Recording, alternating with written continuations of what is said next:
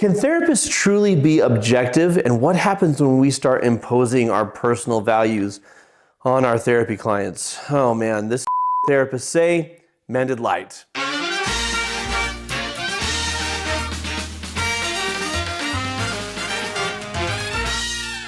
Welcome to Therapists Say, where I ask you about bad advice that you've received from therapists and give maybe some counter advice. Today we're going to be talking about therapists who cross the line and impose their personal values on their clients. Here we go. From our community, I would go on dates with men, and all of a sudden they would talk about how gross they thought trans women were. I wanted to find men who respected all women, including trans women. My therapist said, don't do that, and when I argued with her on why trans women are women, she said, so you think I'm a bigot if I don't want to date a woman? And kept getting extremely defensive and making it a personal attack on her. She kept claiming that I think she should date the gender she's not attracted to or she's a bigot. After almost 5 years of her being my therapist, I fired her. Here's the thing. There's not really room in therapy for a therapist to get defensive, because my values, my sexuality, my beliefs is not what we're there for. We're there to find paths for your life that are the most supportive for you, that are going to yield the greatest chance for happiness, for peace, for whatever it is that you're there for. It's not a therapist's role to challenge you on what you believe.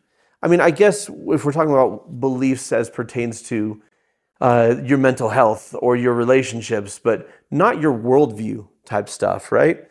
Not what you hold most dear, not what's a core part of your identity. It would be as inappropriate for a therapist to say your beliefs on trans people and trans relationships and what you're looking for in a relationship are wrong, as it would for them to say, hey, you're stupid for being a member of X, Y, or Z religion. Like, it's not a therapist's place. And it's insulting, because the fact is, your sexual and gender identity are yours. And you're saying, hey, within this is what I'm looking for in a relationship, and this is what I'm frustrated with. And so, yeah, I think you made the right choice in firing that therapist. I don't necessarily think that therapist would be a terrible therapist for everybody, but definitely regarding this issue and your needs, not a fit is a polite way of putting it. I had a therapist tell me at 17 that I'd be sexually active before marriage. I told her I made a decision to not, and she said, we'll see, and rolled her eyes. I never went back. Creepy old lady. Right? So again, all people have what they value, what they believe, and what they want to do with their life.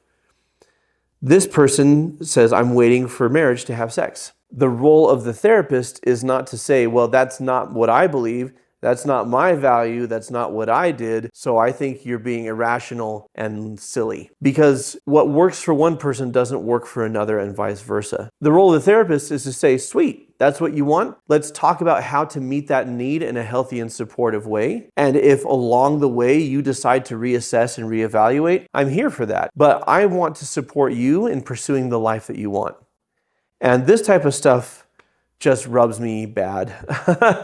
When I was in graduate school, I once met with a lesbian couple, and I share this story with their permission. And I think I might have shared this story on Mended Light before, but a lot of you don't see every video, so it bears repeating. This lesbian couple, one of them was devoutly religious and raised in a traditional religion. And they were looking for couples therapy, and part of their struggle was the strain of family pressure, but also deeply held religious beliefs in the individual. While the partner was saying, I love you, we're great, it's fine, I want to be with you. So they went to one therapist, and that therapist said, well, the problem is that you're living in sin by having this homosexual relationship. That's why you're unhappy, that's why your relationship isn't working, you should split up and turn back to God. Which, you hear that, and it makes you angry. Me too, justifiably. So they go to another therapist, and that therapist said, well, the problem is your oppressive religion. You should just stop going to that church. The issue is that and honestly, on a professional level, that's equally offensive. I say on a professional level because a therapist has no right saying the words you should to a person. A therapist has no business saying, okay, you're wrestling because you've got two core parts of your identity that are at odds with each other, and I'm going to tell you which one to choose based on what I believe and what I value. That's not what we're supposed to do. That's not what we're here to do. That's equally messed up. So saying to a person, yeah, we'll see, you're not going to have sex before marriage? Okay.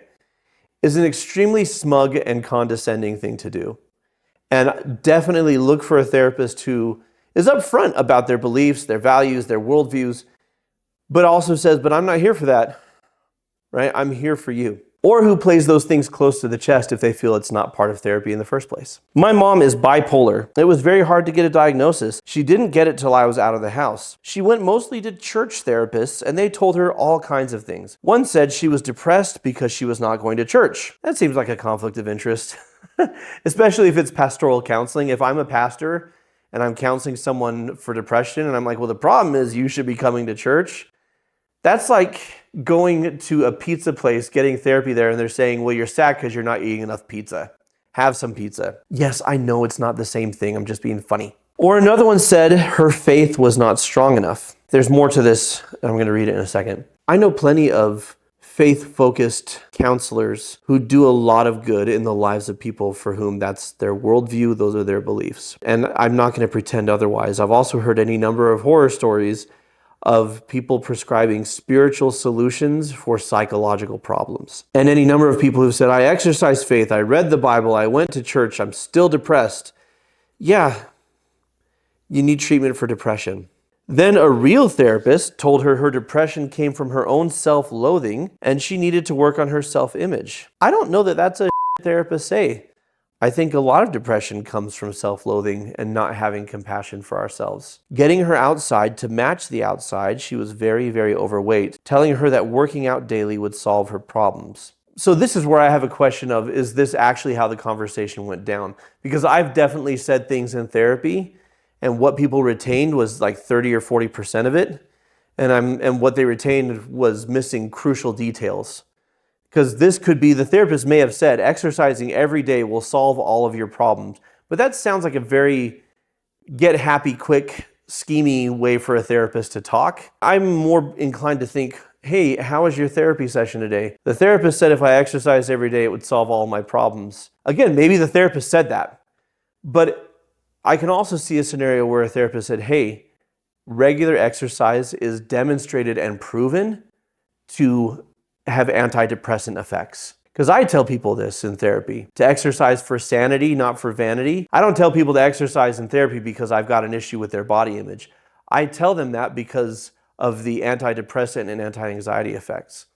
But still, not the best. Once I went to a grief therapist at work because my dad had died recently, and her literal advice was, you should see a medium. I know a fellow who's highly sought after. You'd have to wait a few months because of his waiting list, but then you can speak to your dead dad again. So I'm not gonna throw shade on anyone's beliefs when it comes to mediums or anything like that, because heaven knows I've got my own beliefs. But the point I want to make is, this is not what a therapist does. A therapist is trained in evidence-based, scientifically sound practices in the field of psychology and family and relationship therapy. That's what therapists do. And so to advise somebody, especially, here's when I could see this advice being okay, is if I'm somebody who believes in this, and I have someone in front of me and they express that they believe in it, then I can ask the question, hey, we have this in common. How do you feel about me bringing that into therapy? Is that something you're comfortable with or not? Because on my end, for example, I love the teachings of Jesus Christ. But I don't go into therapy with anybody and say, y'all need Jesus. Like, I don't do that because they're there for evidence-based, scientifically sound psychology and family therapy. But if someone tells me that the Bible matters to them and I can think of a verse that might be helpful and supportive in helping them through this, then I say, how comfortable do you feel with me bringing that up? But that's if it's a commonality. If it's not a commonality, then I'm imposing a personal value or belief into session, into therapy, and I'm using a position of authority to do so, and that's just inappropriate. Any questions for me about things that I've said today, or would you give different advice or pushback or feedback than I gave? Let me know in the comments below. Have you had a not great experience with a therapist? What did they say? Let me know in the comments below and I'll respond to it in one of our videos. And what all of these experiences that y'all have been sharing have in common is feeling unsafe, right? Not safe to feel your emotions. How do we create that in therapy, but also for ourselves in life? I've got a video on just that subject. Link is somewhere on screen. It'll pop up, click on it. And until next time, folks, keep shining because we need your light.